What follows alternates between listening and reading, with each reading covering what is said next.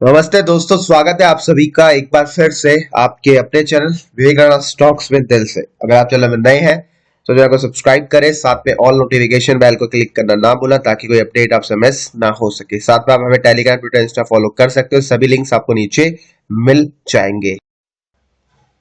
तो आप सभी के क्वेश्चन आ रहे हैं केबीसी ग्लोबल के बारे में बताइए, तो इसके बारे में एक बार देख लेते हैं कि मेरा क्या राय है, मेरा क्या व्यू कहता है।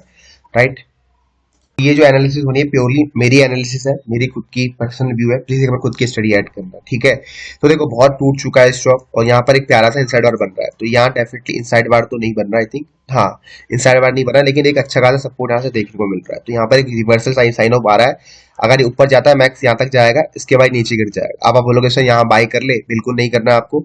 अगर आपको लगता है तो आप बाय करो, लेकिन मैं आपको अपना खुद का पैटर्न बताता हूँ। वो पैटर्न मैंने आपको लास्ट वीडियो में बताया था कि जब तक ये स्टॉक इस लास्ट स्विंग के ऊपर ट्रेड करा, आप स्टॉक को बाय कर सकते हो। मतलब सपोर्ट एरिया ₹2.90 में स्टॉक को बाय कर सकते थे और अभी भी कर सकते हो। क्यों?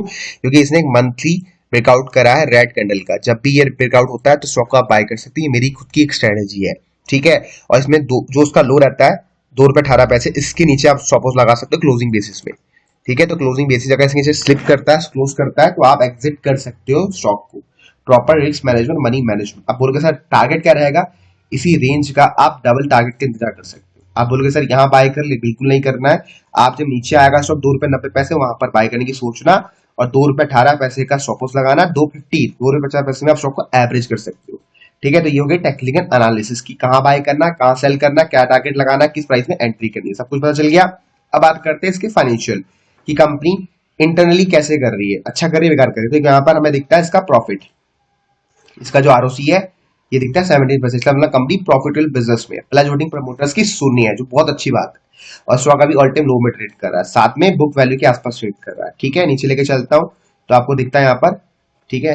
एक सेकंड, प्रॉफिट देखो, सेल्स कंपनी की लगभग ग्रो हो रही है और profit company 1 crore, 1 crore, 2 crore, 4 crore profit. Profit company दे रही है कुछ ना कुछ निकाल के। ईयरली प्रॉफिट देखो, करोड़ों का प्रॉफिट कंपनी कर रही है। तो इसका मतलब प्राइस के हिसाब से, प्रॉफिट के हिसाब से कंपनी का जो प्राइस है बहुत सस्ता है, मेरे हिसाब से सस्ता है और ठीक प्राइस में मिल रहा है, ठीक है, क्योंकि प्रॉफिटेबल। अब शेयरिंग पैटर्न देखते हैं, तो शेयरिंग पैटर्न देखो, यहाँ हमें थोड़ा सा दिखता है कि प्रमोटर्स लगातार माल बेच रहे हैं, प्रमोटर्स की होल्डिंग डिक्रीज हो रही है। ये एक अच्छा नंबर है?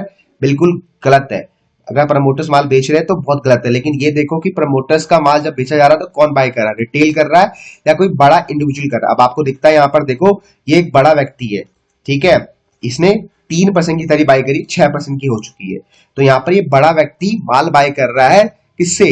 सीधा एफआईआई और आपके प्रमोटर से, ना कि कोई रिटेल बाय कर रहा है। लेकिन मोस्टली केस में हम देख सकते हैं यहाँ पर ये होल्डिंग रिटेल को भी ट्रांसफर की गई है। मतलब देखो ना, यहाँ पर एफआईआई ने माल बेचा 21% और इन्होंने बेचा ऑलमोस्ट 58 से 12 हो गया। मतलब बड़ा माल रिटेल की फेवर में गया, मतलब जनरल पब्लिक की फेवर में गया। मेरे जैसे जो व्यक्ति है जिनकी कैपेसिटी बहुत कम होती है, जो स्टॉक में मात्र 100 शेयर, 1000 शेयर, मतलब बोल सकते हो 0.00 वो 0.0001% बाय करते हैं, समझ गए? उतनी होल्डिंग, मतलब उतने शेयर वो बाय करते हैं, इससे ज्यादा शेयर से बाय नहीं करते ऑफ 100%, ठीक है। तो यहाँ बहुत अच्छा पैसा लगा रिटेल जनरल पब्लिक का। जब भी ऐसा कुछ होता है तो पर्सनली मैं स्टॉक पे पैसा नहीं डालता हूँ। हाँ, टेक्निकल अगर मेरे फेवर जा रहे हैं तो मैं छोटा मोटा पैसा लगा के छोड़ देता हूँ देखने के लिए कि क्या हो रहा है।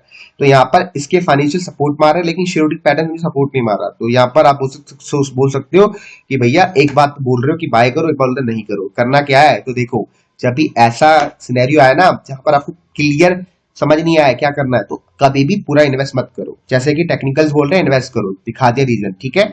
अब फाइनेंशियल दो तुक आ रहे प्रॉफिटेबल बिजनेस में, लेकिन साथ में शेयर होल्डिंग पैटर्न डिक्रीज हो रहा है। सोचो ना, प्रॉफिटेबल बिजनेस में होने के बावजूद शेयर होल्डिंग पैटर्न डिक्रीज क्यों हो रहा है? प्रमोटर्स माल क्यों बेच रहे हैं?